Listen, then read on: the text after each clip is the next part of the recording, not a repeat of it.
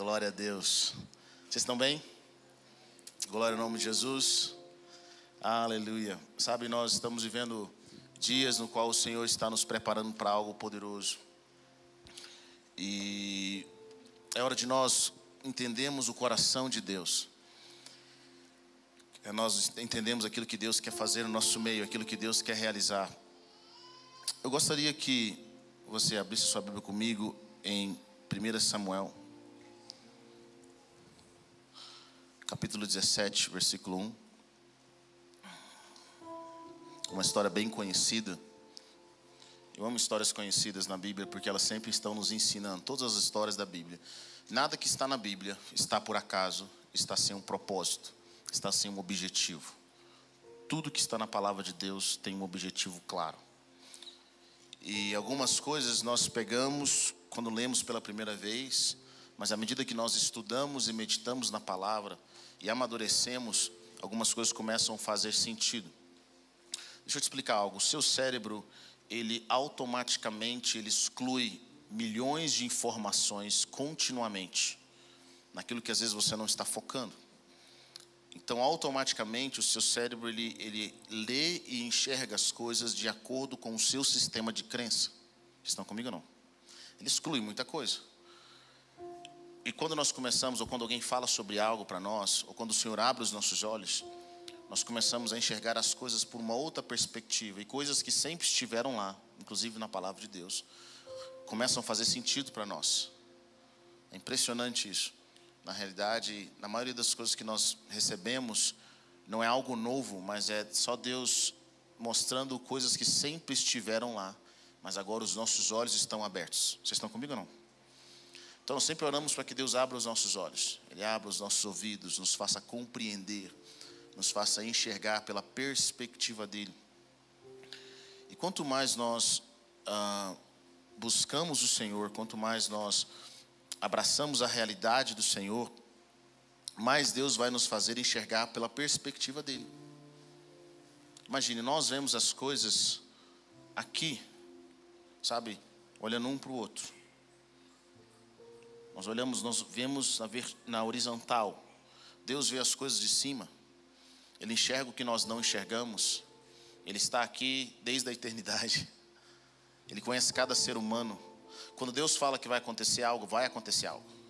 Ele sabe os caminhos, Ele sabe o futuro daquilo. O sucesso é previsível, assim como o fracasso também é previsível. Então, quando você começa a caminhar com o Senhor e buscar entender o coração de Deus, você começa a ver as coisas pela perspectiva de Deus. E sabe, quando nós começamos a ver as coisas pela perspectiva de Deus, nós enxergamos melhor, nós enxergamos mais longe, nós enxergamos de uma forma com o coração cheio de esperança, mas ao mesmo tempo com o coração cheio de temor. A palavra de Deus fala algo poderoso, ela diz: a tua lei me torna mais sábio que os meus inimigos. A tua lei me torna mais sábio do que os sábios, os mestres. Quanto mais você medita no Senhor, quanto mais você busca, Senhor, deixa eu entender seu coração. Deixa eu ver o que eu não estou conseguindo ver. Às vezes nós lemos a Bíblia cheia de preconceitos e cheia de conceitos, que não são conceitos que produzem vida. Mas quando nós começamos a ler e falar: Deus, deixa eu entender, além da minha pequenez, além da minha mente pequena, do meu entendimento, eu acredito que o Senhor começa a querer revelar para nós as coisas. Porque o Senhor se revela para aquele que tem fome. Quantos tem fome aqui nessa manhã? Quem tem fome? Tem gente que tem fome. Tem gente que tem fome de saber mais. Tem gente que tem fome de conhecer mais. Tem gente que tem fome de viver mais. E eu acredito que o Senhor, Ele nos move até onde a nossa fome está pronta. Às vezes nós saciamos e ficamos por ali mesmo. Em 1 Samuel capítulo 17, versículo 1, nos conta uma história famosa, a história de Davi e Golias. Eu quero focar em algumas coisas aqui. Davi era um gigante, eu não vou ler toda a história, você já conhece. E ele afronta o povo de Israel durante 40 dias. E ele chama: olha, escolha um homem aí que venha lutar comigo. E se eu perder, nós vamos nos submeter a vocês. Mas se vocês perderem, vocês se submetem a nós. E o povo ficou com medo. Saul, que era o rei que deveria lutar pelo povo, não se movimenta. Então Davi vai àquele campo de batalha, de forma que o pai dele tinha enviado para servir os seus irmãos, para ver como seus irmãos estavam. E Davi ouve esse gigante afrontando o povo de Israel. E ali nesse embate, Davi fala: eu vou ser o homem que vai lutar contra Golias. O povo estava tão desesperado que simplesmente eles aceitaram um menino, um jovem, ir lutar contra um gigante. Eles arriscaram o futuro deles na mão de Davi. O desespero faz você colocar sua mão na vida de pessoas que você não conhece. Mas eles estavam desesperados. E em Samuel capítulo 17, versículo 41.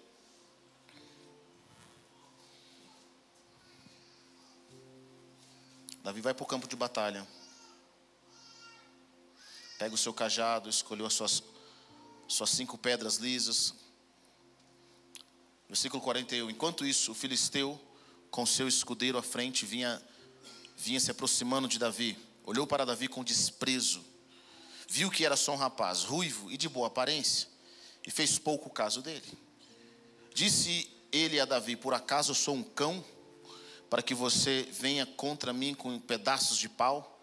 E o filisteu amaldiçoou Davi, invocando seus deuses, e disse: vem aqui e darei sua carne às aves do céu e aos animais do campo. Davi, porém, disse ao filisteu: você vem contra mim com espada, com lança e com dardos, mas eu vou contra você em nome do Senhor dos exércitos, o Deus dos exércitos de Israel, a quem você desafiou. Hoje mesmo o Senhor o entregará nas minhas mãos, eu o matarei e cortarei a sua cabeça. Hoje mesmo darei os cadáveres do exército filisteu, as aves do céu e os animais selvagens, e toda a terra saberá que há Deus em Israel. Todos os que estão aqui saberão que não é por espada ou por lança que o Senhor concede vitória, pois a batalha é do Senhor, e Ele entregará todos vocês em nossas mãos. Quando o filisteu começou a vir na direção de Davi, ele correu para a linha de batalha para enfrentá-lo. Tirando uma pedra de seu alforje, arremessou-a com a atiradeira e atingiu o filisteu na testa, de tal modo que ela ficou encravada e ele caiu, dando com o rosto no chão. Assim Davi venceu o filisteu com uma atiradeira e uma pedra, sem espada na mão, derrubou o filisteu e o matou. Davi correu, pôs os pés sobre ele, preste atenção nisso. Davi correu, pôs os pés sobre ele, e desembainhando a espada do filisteu, acabou de matá-lo, cortando-lhe a cabeça com ela. Amém? Até aqui. Pai, nós te louvamos e te agradecemos nessa manhã. Pedimos que o Senhor nos direcione, Pai, fale ao nosso espírito, que a tua realidade venha sobre nós. Eu oro para que o espírito de sabedoria e de revelação esteja sobre nós essa manhã. Nós oramos para que o Senhor venha ministrar as nossas vidas, que nós possamos nos mover com o Senhor, que nós possamos nos mover com a tua realidade. Cremos, ó Deus, que o Senhor é poderoso para fazer infinitamente mais do que tudo aquilo que nós pedimos, pensamos e imaginamos, para a glória e para a honra do nome do Senhor Jesus. Amém. Amém. Bom, essa palavra é uma palavra muito, eu acredito que vai abrir os nossos olhos para algumas coisas. Quando Deus tira o povo de Israel do Egito, Ele dá uma ordem para que eles vão para uma terra prometida. Existe uma terra, a terra de Canaã, os cananeus. Nessa terra era uma terra que manava leite e mel, diz a palavra de Deus. Era uma terra belíssima, era algo maravilhoso. Havia um território que Deus já tinha dado a Abraão anos atrás. O povo é escravo no Egito por 400 anos. E agora eles estavam retornando para a terra que Deus tinha abençoado para eles morarem naquele lugar. Havia um lugar geográfico, havia um território para ser ocupado. Só que quando eles chegam nessa terra, havia ali agora os inimigos. A palavra nos fala de 7 povos. Esses povos que precisavam agora ser destruídos. Inclusive era uma justiça de Deus sobre esses povos. Eles precisavam ser destruídos para que o povo de Israel pudesse habitar lá. A terra era boa, o povo que estava lá não era. A Bíblia nos diz que a própria terra estava vomitando aqueles moradores. Por que a terra estava vomitando? Porque era uma nação de pessoas injustas, de pessoas ímpias, que praticavam o mal de forma contínua. Agora, eu quero que você entenda que aquela terra era boa, mas as pessoas que usavam aquela terra, as pessoas que viviam naquela terra, usavam os recursos da terra para fazer maldade, para promover a injustiça. Vocês estão comigo ou não? Então imagine, você tem um território, esse território tem água, esse território tudo floresce, esse território é abençoado. Quem domina esse território enriquece só de dominar esse território. Está comigo? Agora, o que essas pessoas fariam sobre esse território, com as riquezas que esse território produziria, não era promover a maldade, era promover aquilo que não era santo diante de Deus. Essas pessoas mexiam com o ocultismo, eles faziam obras que eram obras malignas. E Deus dá ordem específica para que o povo de Israel, que estava retomando a sua própria terra, pudesse agora exterminar de uma vez por todas aqueles povos. Ele deu ordem específica. Bom, o que o povo de Israel faz? Eles não completam a missão. Eles não terminam seus inimigos. Na sua desobediência, eles simplesmente deixam as coisas, já estavam felizes com o que tinham. Só que Deus começa a trazer uma palavra para eles, falando o seguinte: olha, esses povos que vocês não subjugaram, por causa da obediência de vocês, eles vão ser seus adversários. E os seus deuses, e os deuses deles serão uma armadilha para vocês. Em uma outra passagem, o Senhor fala para eles, no livro de Números, que se eles não expulsassem os habitantes da terra, aqueles que permitirem ficar se tornariam farpas nos seus olhos e espinhos em suas costas. Eles causarão problemas para vocês na terra em que vocês irão morar. Olha que interessante isso. Essa grande história de Davi e Golias não ocorreria se os antepassados de Davi tivessem exterminado os filisteus. Os inimigos que nós não enfrentamos, os nossos filhos terão que enfrentar. Os inimigos que nós não derrotamos, eles podem voltar lá na frente e nos destruir. Quais são as áreas que pós-salvação nós decidimos ignorar e fingir que não está acontecendo? No reinado de Davi, que Davi consegue reduzir drasticamente o poder dos filisteus. Mas era para ter sido resolvido na geração de Josué ou pós-geração de Josué, há centenas de anos atrás.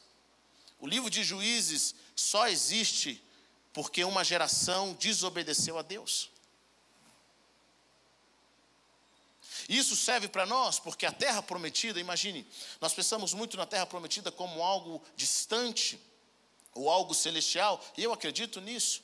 Mas eu queria que você, juntamente comigo, começasse a imaginar a terra prometida como você, como aquilo que Deus quer fazer através da sua vida, a sua família.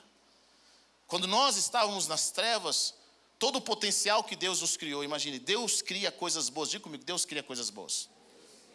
Diga a pessoa que está perto de você: irmão, Deus criou coisa boa como você. Olha que bênção. A capacidade que você tenha. Deus te deu vida. Deus te deu inteligência, aleluia. Deus te deu, sabe, alegria. Olha como é que Deus criou. Você é uma coisa boa que Deus criou, é uma bênção. Deus não cria nada ruim, tudo que Deus cria é bom. Deus cria coisas boas. Bom, mas Ele criou em nós, tudo que Deus cria, Ele cria coisas boas. E Ele criou em nós vida, Ele criou inteligência, Ele criou a nossa alma. Ele criou a capacidade de transmitir as coisas do reino espiritual para o reino físico. Sabe, Deus nos criou, isso é maravilhoso. Só que quando Adão peca, Adão permite com que o território que somos nós em Deus, guarde isso, agora seja dominado por um inimigo. Você consegue ver? Deus criou a nossa inteligência, mas agora debaixo das trevas nós usamos essa inteligência para promover o mal. Deus criou os nossos dons e talentos, mas agora, debaixo do governo do inimigo, nós usamos esses talentos, esses dons, para fazermos coisas erradas. Quando nós somos livres do pecado, nós somos livres do domínio das trevas, agora nós entramos no reino da luz. E a paz que nós não tínhamos, passamos a ter essa paz. A alegria plena a que nós não tínhamos, passamos a ter essa alegria plena. Aquela falta de propósito no qual nós vivíamos, agora que nós nascemos de novo, nós temos agora um novo propósito.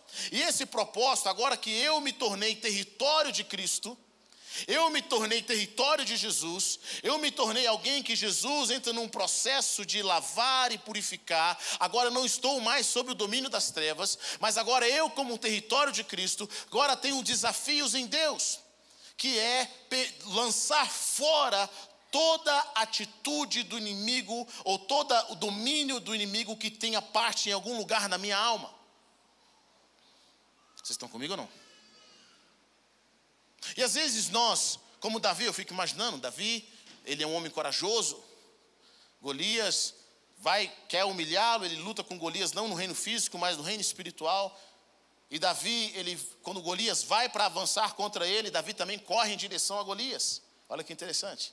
Davi não dá um passo atrás, ele corre para frente da batalha. E usa as armaduras que ele tem, e usa a ferramenta que ele tem, e acaba derrubando Golias. Eu fico imaginando tão interessante que foi. Golias correndo em direção a Davi, Davi viu que Golias estava indo para a direção dele, Davi também corre em direção de Golias, ele não fica com medo, e Davi usa a armadura que ele tem e destrói Golias. Golias cai de frente, a palavra de Deus fala. Imagina, ele toma uma pedrada na cabeça e cai prostrado. Golias desmaiou, mas não estava morto. Tem coisas na nossa vida, irmão, que nós vencemos temporariamente. Está desmaiado, mas não está morto. Davi não sai correndo e fala aí, tá vendo, gente? Falei que ia fazer. Riram de mim, né? Da minha pedra. Olha a pedra aí, ó. Davi não vai brincar com Golias, ele não vai para a galera, ele não vai mostrar para o pessoal que o poder, ele não vai vender um curso de como dar pedrada. Davi termina o serviço, ele não tinha espada. Davi sabia que Golias estava deitado, mas não estava morto. A palavra de Deus fala que ele pega a espada do próprio Golias. Fico imaginando o tamanho dessa espada. E com a espada de Golias morto, desmaiado, ele arranca a cabeça de Golias. Agora sim, Golias estava morto. Tem áreas da nossa vida, principalmente à medida que nós nos convertemos, que tem inimigos, meu irmão, que eles não morreram em nós. Eles estão apenas desmaiados. Eles estão apenas desmaiados. Pastor, quais são os inimigos em nós? Querido, às vezes o inimigo do orgulho, o inimigo da ganância, o inimigo da promiscuidade, o inimigo da soberba, o inimigo da inferioridade, que faz com que a gente se sinta inferior às pessoas, o inimigo da idolatria. Tantos inimigos que não morreram de fato, em nós, que precisam morrer. Para nós vivemos a vida, aquele fluir de Deus, aquilo que Jesus já pagou na cruz do Calvário por nós. Eu fico imaginando como teria sido adiantado o povo de Israel se os seus antepassados tivessem terminado o serviço. Vocês estão comigo ou não? Todos nós temos inimigos, querido. Nós temos adversários. E é interessante quando você vê o adversário. A palavra adversário significa aquele que rivaliza com, que luta ou compete com algo ou alguém, por algo. O adversário nem sempre é seu inimigo. Mas o adversário quer algo que você quer. O inimigo não. O inimigo te odeia. Ele nem estava querendo aquilo. Mas agora só porque descobriu o que você quer, ele vai rivalizar contra você. Conhece alguém assim? Ele é inimigo. ele te odeia. O diabo é o nosso adversário, ele também é o nosso inimigo. Por que ele é o nosso adversário? Ele quer coisas que nós queremos. Ele quer coisas que Deus quer. Ele luta por algo. Ele luta por território. Territórios que produzem certos benefícios. A palavra de Deus nos fala. Em 1 Pedro, capítulo 5, versículo 6. Humilhai-vos, portanto, sob a poderosa mão de Deus, para que ele, em tempo oportuno, vos exalte, lançando sobre ele a vossa ansiedade, porque ele tem cuidado de vós. Sede sóbrios e vigilantes. O diabo, o vosso adversário, anda em derredor como um leão, que ruge procurando alguém para devorar. Querido, todos nós temos um grande inimigo, um grande adversário. E a palavra nos fala que ele é Satanás, ele é o diabo. Ele luta contra as nossas vidas dia e noite, para que nós não usemos os nossos dons e talentos e o nosso propósito, a nossa vida, para a glória de Deus. Para que a sua família, para que a sociedade não veja a manifestação do reino de Deus. Eles não se movam de acordo com aquilo que realmente Deus tem para eles. Quando nós nascemos de novo, agora tudo que nós somos, tudo que nós temos, pertence ao reino de Deus. Pertence ao Senhor. Querido, se pertence ao Senhor, e agora nós somos territórios do próprio Jesus, tudo que nós tocamos agora é uma extensão do reino de Deus, é uma extensão do poder de Deus. Vocês estão comigo ou não? Sabe, e se é uma extensão do reino de Deus, há uma vontade boa, perfeita e agradável de Deus naquele lugar. Nós precisamos entender que agora que nós nascemos de novo, tudo em nós deve pertencer a Cristo. Inclusive a nossa família, o nosso caráter, aquilo que nós fazemos. Nada mais pertence ao inimigo. Mas para nós vivemos essa vida, que eu acredito que essa vida, a vida transbordante de Deus, nós precisamos entender aonde os inimigos estão. E precisamos fazer com que eles saiam daquele lugar, desocupem aquele lugar. É um chamado que Deus tem para nós. O apóstolo Paulo, no livro de Colossenses, capítulo 3, versículo 1, diz algo poderoso. Portanto, já que vocês ressuscitaram com Cristo, procurem as coisas que são do alto, onde Cristo está sentado à direita de Deus. Aleluia. Mantenham o pensamento nas coisas do alto e não nas coisas terrenas. Pois vocês morreram e agora a sua vida está escondida com Cristo em Deus. Aleluia. Quando Cristo, que é a sua vida, se manifestar, for manifestado, então vocês também serão manifestados com Ele em glória. Quantos querem ser manifestados com Cristo em glória? Quantos creem nessa promessa? Essa é uma promessa fora do comum, é uma promessa extraordinária. A Bíblia diz no versículo 5, assim, façam morrer. Diga comigo, faça morrer. Olha o que a palavra de Deus está dizendo. Assim, façam morrer tudo o que pertence à natureza terrena de vocês.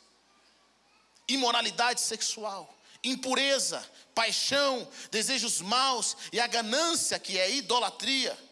É por causa dessas coisas que vem a ira de Deus sobre os que vivem em desobediência, as quais vocês praticaram no passado, quando costumavam viver nelas. Mas agora abandonem todas essas coisas: ira, indignação, maldade, maledicência e linguagem indecente no falar. Não mintam uns aos outros, visto que vocês já se despiram do velho homem com suas práticas e se revestiram do novo, o qual está sendo renovado em conhecimento à imagem do seu Criador. Nessa nova vida, já não há diferença entre grego ou judeu, circunciso ou incircunciso, bárbaro ou cita, escravo e livre, mas Cristo é tudo em todos. Portanto, como povo escolhido de Deus, santo e amado, revistam-se de profunda compaixão, bondade, humildade, mansidão e paciência. Suportem uns aos outros e perdoem as queixas que tiverem uns contra os outros. Perdoem, como o Senhor lhes perdoou. Acima de tudo, porém, revistam-se do amor, que é o elo perfeito. Aleluia. Glória a Deus. Sabe, querido, nós agora pertencemos ao Senhor. Imagine que esse lugar, esse altar, é uma casa. Quando foi entregue essa casa, Para mim, ela estava linda, ela estava arrumada.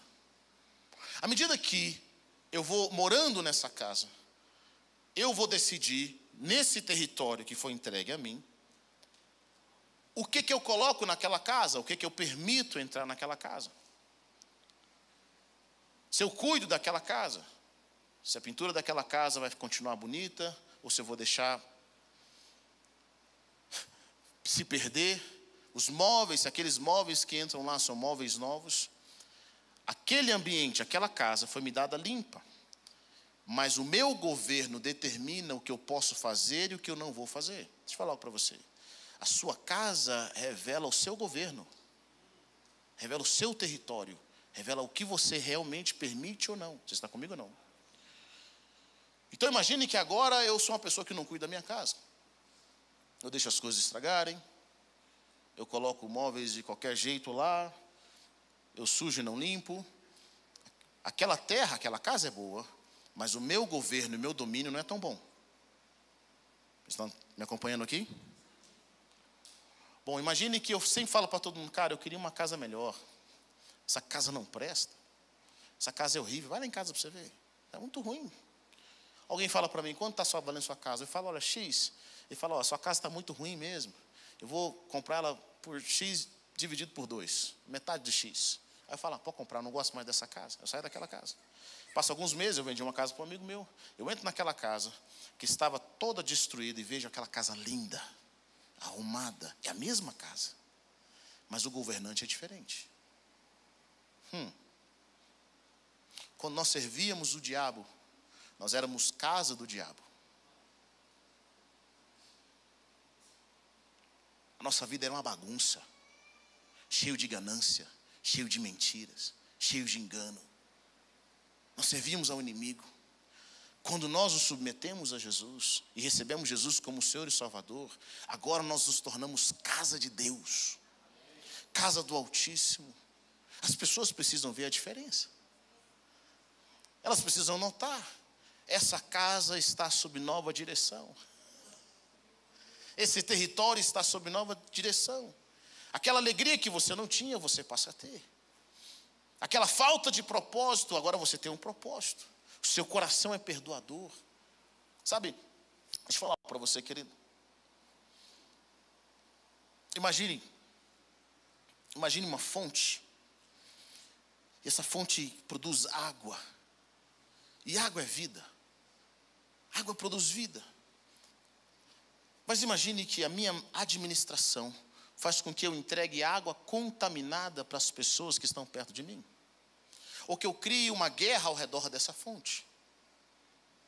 Os pecados que o inimigo joga contra as nossas vidas, o domínio do inimigo contra as nossas vidas, geralmente é uma atuação daquilo que deveria ser vida, mas é deturpado pelo mal. Vou te dar um exemplo. Imagine comigo a ganância. Querido, é desejo natural de Deus, no qual nós prosperemos. Sejamos prósperos, produtivos, eficazes. Nós nos sentimos bem quando realizamos algo e aquilo é bem sucedido. Quantos aqui se sentem bem? Quero falar algo para você, é de Deus isso. Deus colocou isso no seu coração.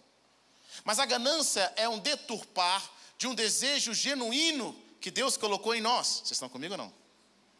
Sabe, o sexo é um desejo puro de Deus. Tem pessoas que acham que quando Deus foi criar a parte sexual, Deus falou, Satanás, agora é a sua vez. Não, meu irmão, Deus criou de forma pura, de forma abençoada. Quantos creem nisso? Glória a Deus. Diz glória a Deus aí. Sabe, Deus criou de forma abençoada, mas aquele desejo se tornou uma imoralidade. As nossas paixões, os nossos desejos maus, a ira, a indignação desenfreada. Mas sabe, querido, agora nós temos um desafio, uma vez que nós somos salvos. Todos os inimigos que nos dominavam, dia após dia, nós nos submetemos ao Senhor. E agora permitimos que o Senhor governe cada área da nossa vida. Cada área da nossa família. Alguns inimigos não morreram. Eles estão desmaiados. E a partir do momento em que você começa a se submeter de forma sensível ao Espírito Santo, ele vai mostrar na sua vida e na sua família, na sua casa, na sua cidade, quais são os inimigos que precisam ser destruídos. E isso não tem a ver só com a nossa vida, sabia disso? Isso tem a ver com a nossa família.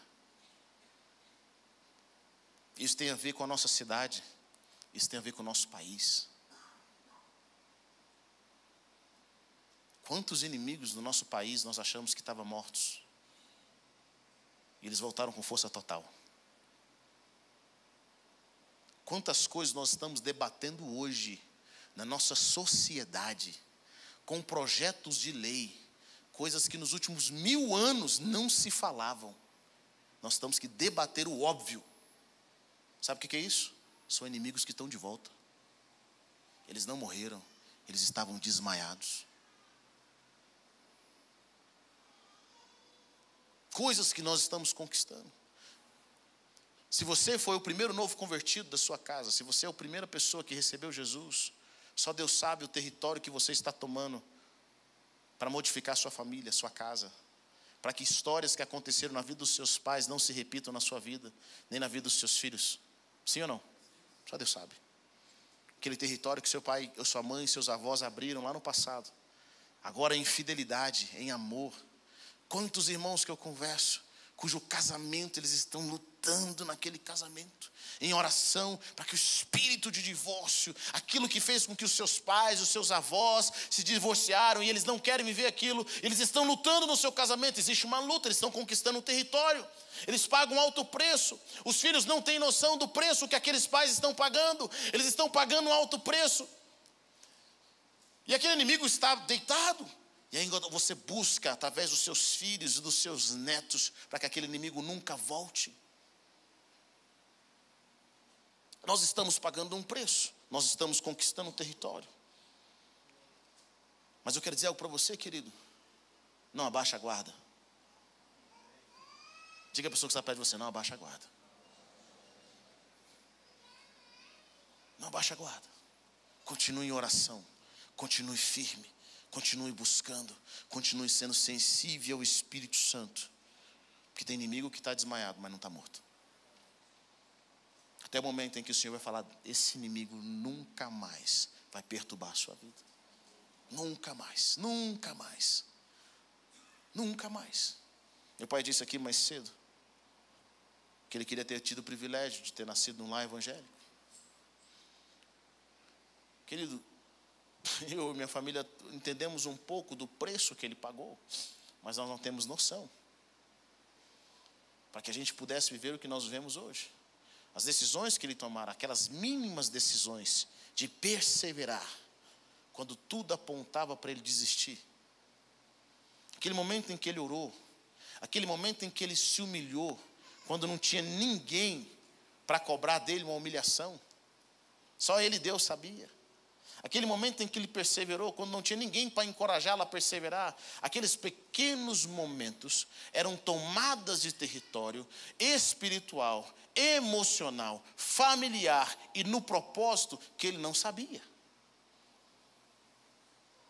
Na nossa jornada como filhos e filhas de Deus, nós estamos agora tomando decisões, mínimas decisões importantes, que vão garantir não só o nosso futuro em Deus, mas vão garantir o futuro da nossa geração, da nossa cidade, do nosso país. Aquele quebrantamento que você faz, aquela entrega, aquela oferta que você faz, que ninguém está vendo, só Deus. Aquela oração, aquele jejum, aquela busca. Sabe aquele momento em que você está buscando nos céus e você não vê nenhuma saída? São inimigos que são mais fortes que você.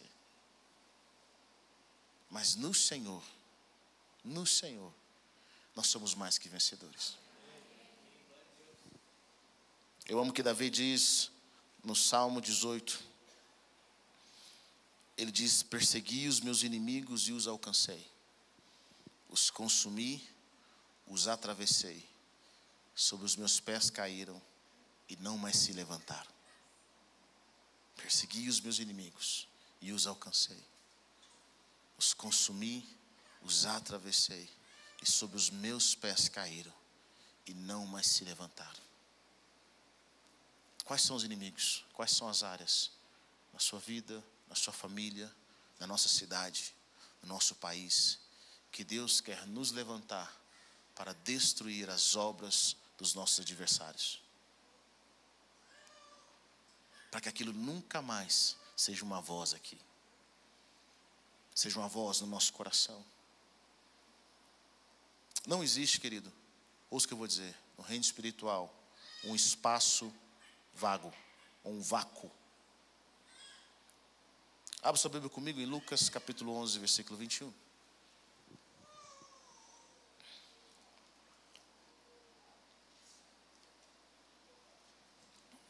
Lucas capítulo 11, versículo 21.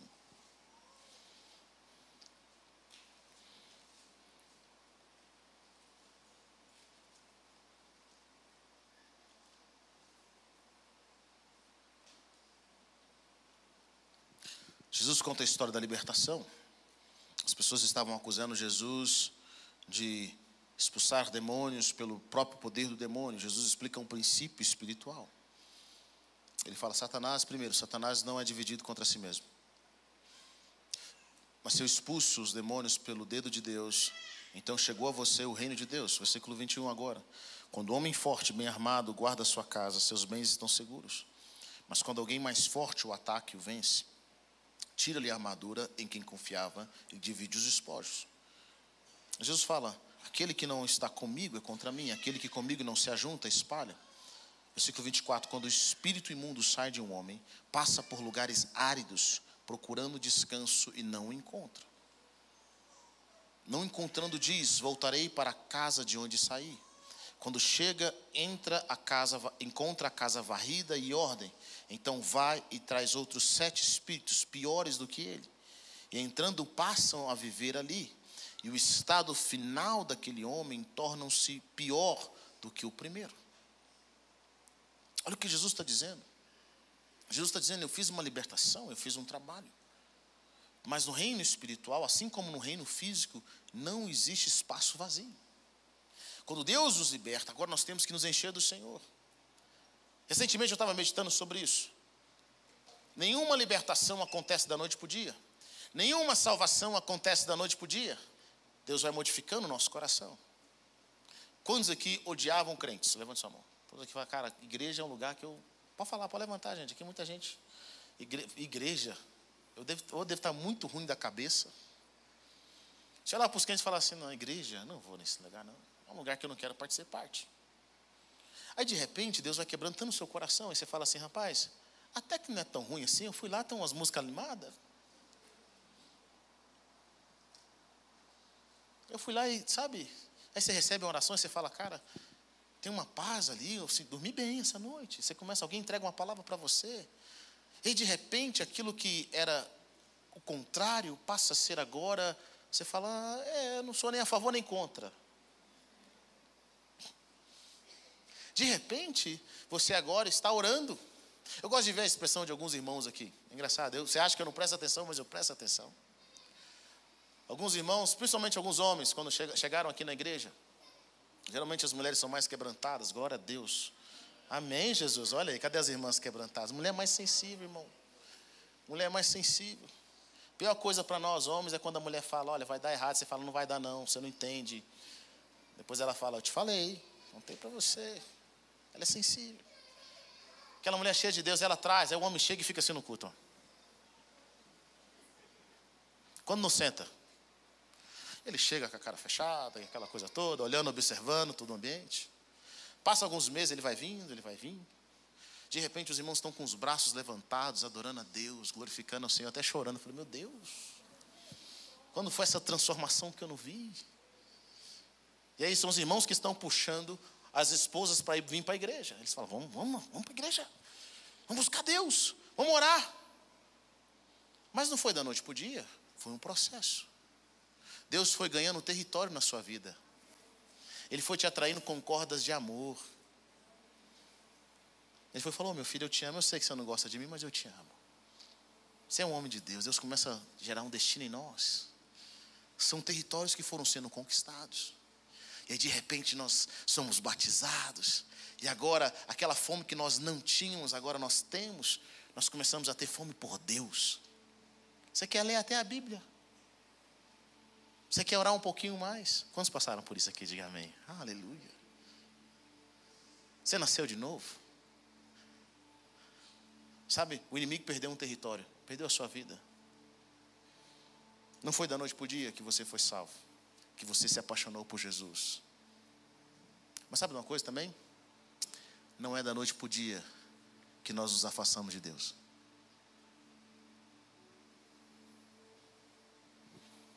Não foi uma coisa só que nos fez afastar de Deus. Às vezes tem um golpe final. Você já estava fraco espiritualmente. E aquele dia específico, que você quase não via na igreja, um irmão da recepção te tratou muito mal. Ou um líder, ou um pastor. E aí você fala, sabe uma coisa, eu não vou mais. E aí nós vamos nos enfraquecendo. Aquela fome que nós tínhamos por orar mais, nós já não oramos mais tanto. De ganhar pessoas, de falar de Jesus. A gente, deixa quieto. São territórios que vão sendo perdidos. E às vezes nós somos cristãos, mas nós não vivemos em plenitude. Nós não vivemos em transbordar. Vou te contar uma história. Muitos anos atrás, eu tive uma grande ideia, eu e meu irmão, de pular de asa delta.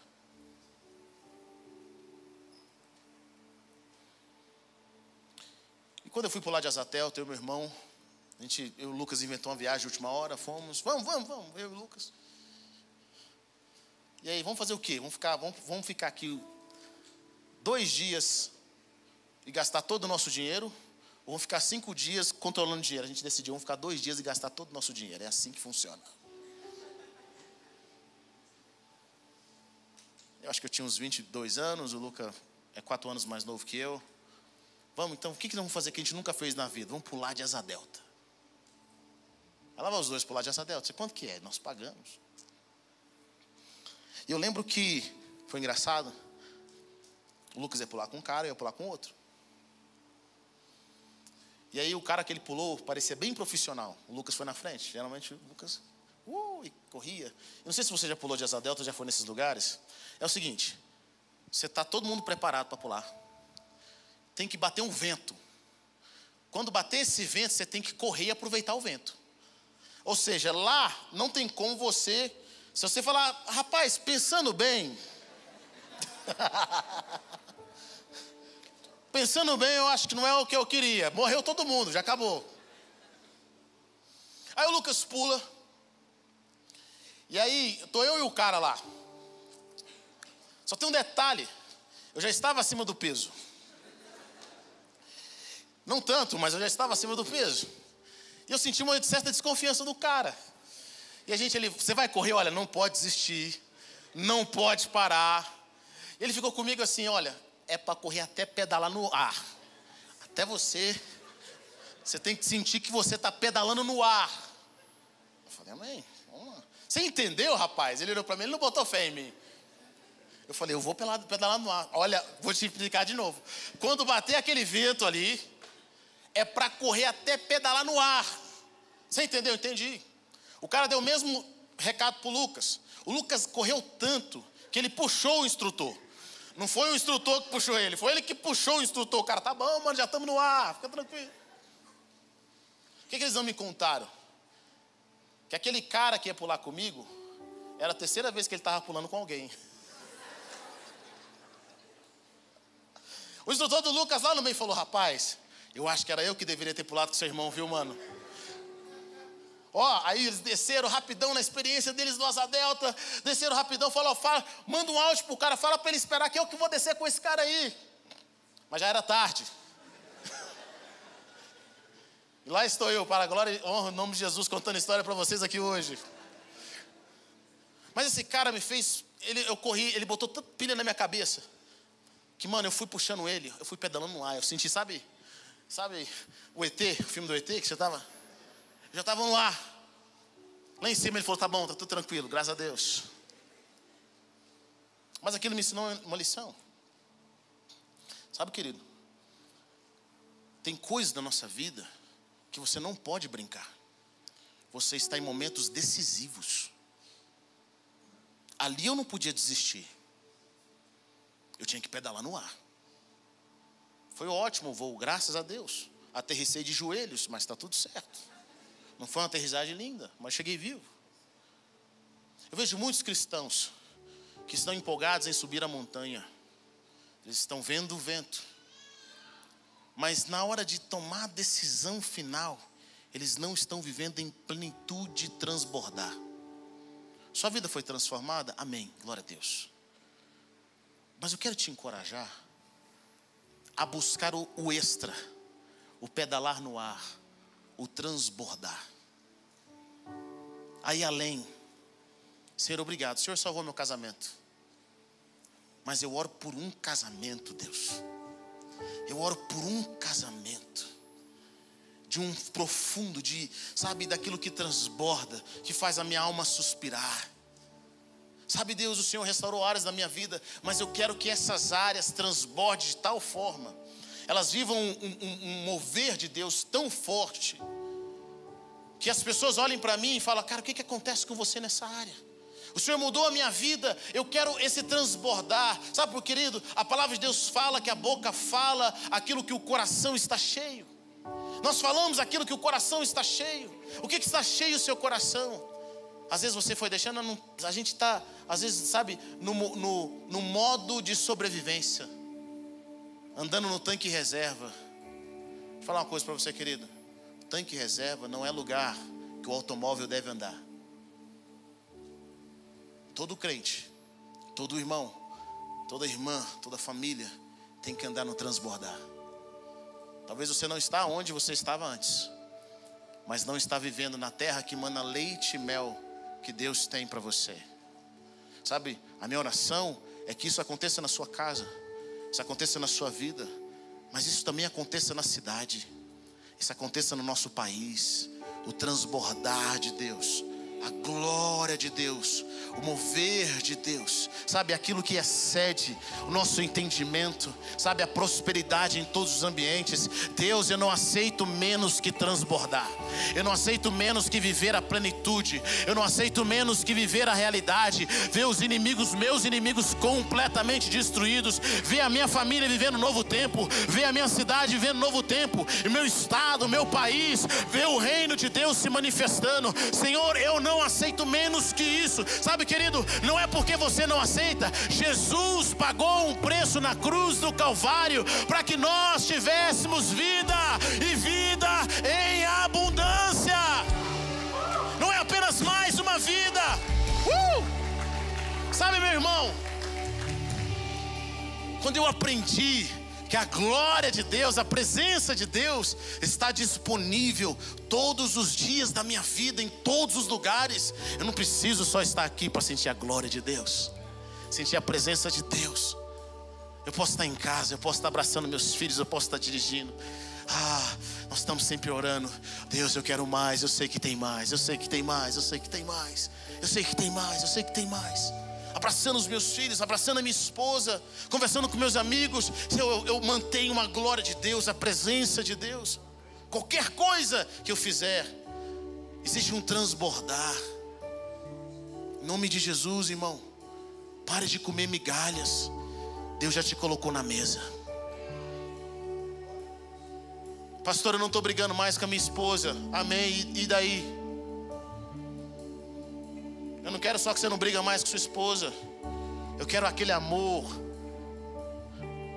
puro e genuíno de Cristo com a igreja. Senhor, eu não vou descansar que seja até como Cristo e a igreja. Eu quero ver a realidade dos céus na minha casa, na minha cidade, na minha família. Plenitude, transbordar e transbordar. Sabe, querido, conquiste os territórios. Conquiste os territórios. Conquiste os territórios internos da sua vida. Deixa o Espírito Santo conquistar os territórios internos da sua vida. Talvez seja a ganância na sua vida que vira e mexe e bate na porta. A idolatria vira e mexe e bate na porta. O espírito de inferioridade vira e mexe, bate na porta. O espírito de prostituição vira e mexe, bate na porta. Mas sabe de uma coisa, irmão? Saia desse ambiente, saia desse Egito, saia desse lugar e vá para um lugar onde os seus inimigos não te alcancem. Sabe, onde havia impureza, agora há pureza. Onde havia ganância, agora há generosidade. Onde havia uma vida mais ou menos, agora havia ter uma vida transbordante, uma vida de excelência, uma vida que quer abençoar as pessoas, uma vida que quer manifestar o reino de Deus. Chegou a nossa hora, meu irmão, de conquistar os territórios que Deus deu para nós. Começa em nós, vai para nossa família, vai para nossa cidade, vai para o nosso país, vai para essa geração.